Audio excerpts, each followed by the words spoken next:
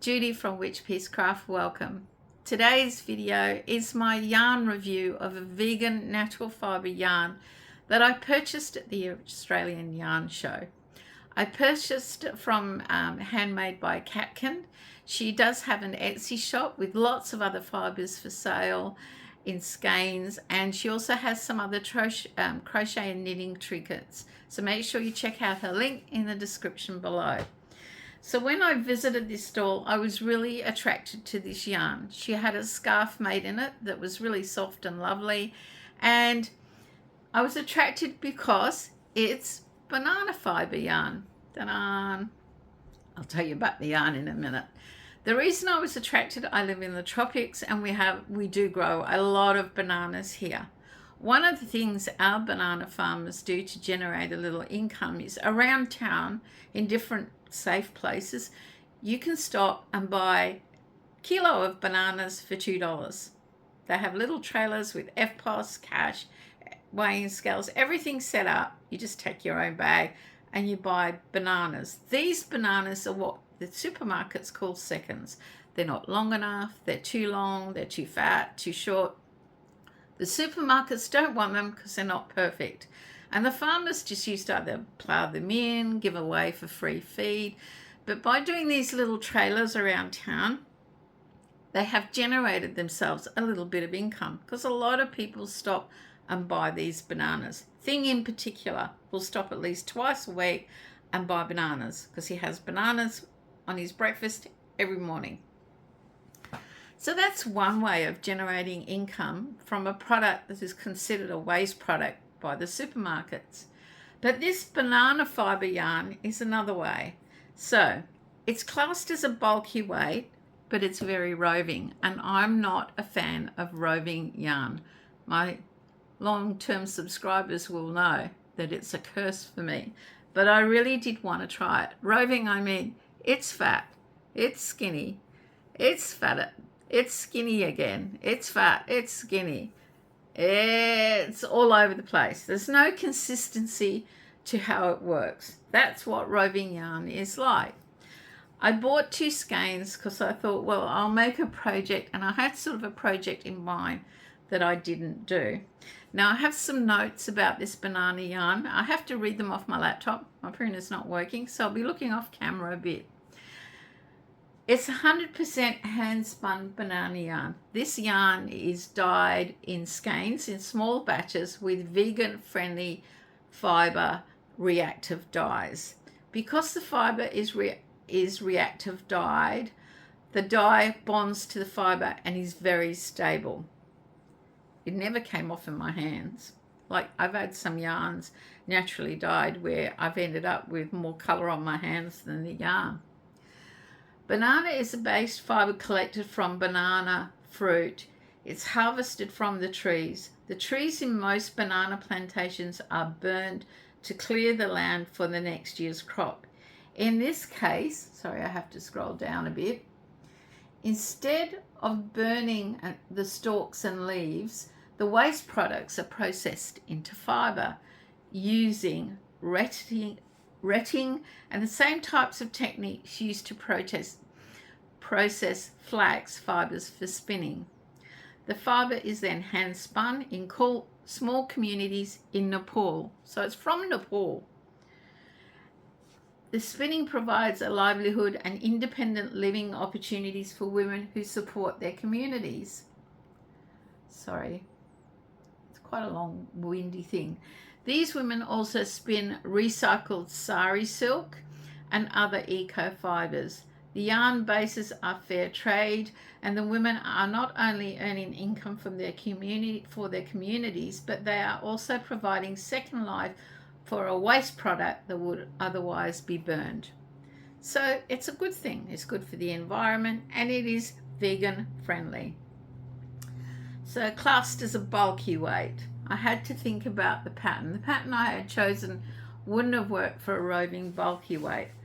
Because of this, I decided to try a lacy scarf, and I had seen a pattern that I had saved on my Ravelry library. It is the Landry Lace Scarf by Angela Roberg. So it's a free pattern and it's a lace scarf. The color of the yarn is mainly yellow, but you will get green flakes. I don't know if you can see that on camera. See the little green flecks, and sometimes the occasional darker orange flake, which is really bananas. So needles. Knitting needles, doing this and using this yarn became a bit of a problem for me. I have been so used to knitting on circular needles for so long. I broke out a pair of circulars and I couldn't get it started. It kept slipping off the metal needles. So then I went to my old needles and I picked out a couple of straight, sort of like plastic acrylic millwood needles from England. Now they're 8mm. That was the size I decided on. These are so old. Can you see how they should be that color and they're going that color? So I probably haven't used these needles for nearly 20 years. But knitting the scarf on this worked really well. The pattern itself is a 4-row repeat and it's easy to do. And it's just a matter of taking time, because however long you want it for a scarf. And mine is a lacy decorative scarf. So here it is. That's what it looks like. Now I made it a bit more narrower than the pattern. I think the pattern made it wider and I didn't want it like that. I haven't sewn my ends in yet and I'll explain why. But as you can see, that is a lovely lacy pattern. It's beautiful and soft. It's not hard against your neck. It doesn't smell, which was one of the things the old banana yarn years ago said had a funny smell. This does not smell, and it's not rough. Some said years ago it was rough. It's lovely and soft.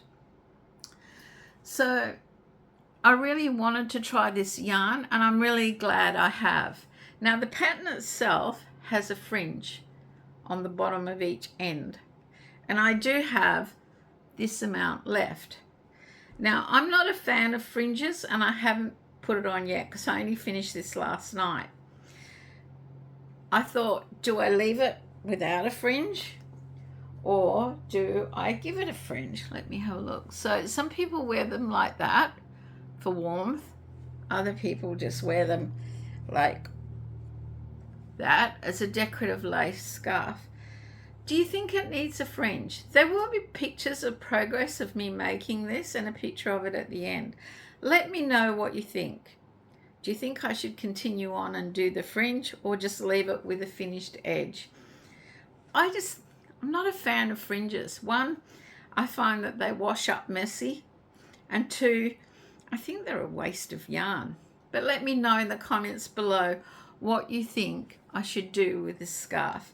Like I said, I'll have some pictures at the end and you can tell me what you think. You can also let me know, did you try the old banana yarn? Have you tried it? What do you think of it? Do you still have it and haven't tried it? Because I do recommend it is ideal for like a lacy decorative item like a scarf. So what do I think? Am I glad I bought it? Yes, I am. No, it wasn't cheap or inexpensive, and it wasn't expensive. For hand-dyed yarn, it's normal price. It's vegan yarn. Now, I have some friends who won't wear anything that other than it's vegan, and I mean natural vegan. They don't class acrylic as vegan, and this would be ideal. I probably will end up putting this up for sale in my Etsy shop if I decide not to keep it. I was thinking of giving it to someone, but it's not as yellow as she likes, and she's not a fan of orange. So I'll keep that, maybe, or sell it in my Etsy shop. But that is my review of the banana yarn. I'm really am happy I bought it. I am happy I tried it. Yes, I would make something else with it or try it again, but later, because I did find it really hard to knit with straight knitting needles, and it's quite slippery. It is to knit with, and definitely can't be used on metal needles. It needs something like the acrylic, plastic or wood. to grab to a bit. Anyway, guys, that is my review of the Banana Fibre vegan yarn. For me, I would give it a 5-star review because it's exactly what I thought it was. The girl, I can't remember her name, at Catkin Handmade was very honest about it, really told you about it, showed you what she made, and that's what I like. Like, I don't want to be kept in the dark and fed a lot of, what shall we say, whatever you feed mushrooms. I'd rather know up front what it is. And she was like, oh, you'll only need one. Well, I actually went a bit longer than her, and I did need 2, and now I'm considering a fringe, or do I keep this for a big project where I'm going to use a lot of different yarns? Comment below. Guys, I hope you've enjoyed this review. I may do more. I usually do reviews on something I haven't tried for a while or I've never used before. But it is nice to have some new subscribers on board. So I hope you've enjoyed this content, and welcome to the channel. I hope you stick around and watch more videos. I have a lot more coming up. So have a great day, stay safe, and consider trying a new yarn that you've never tried before. It is inspiring, it's exciting, and it's not disappointing. Even if you don't like the yarn, at least you've had a go. Bye for now.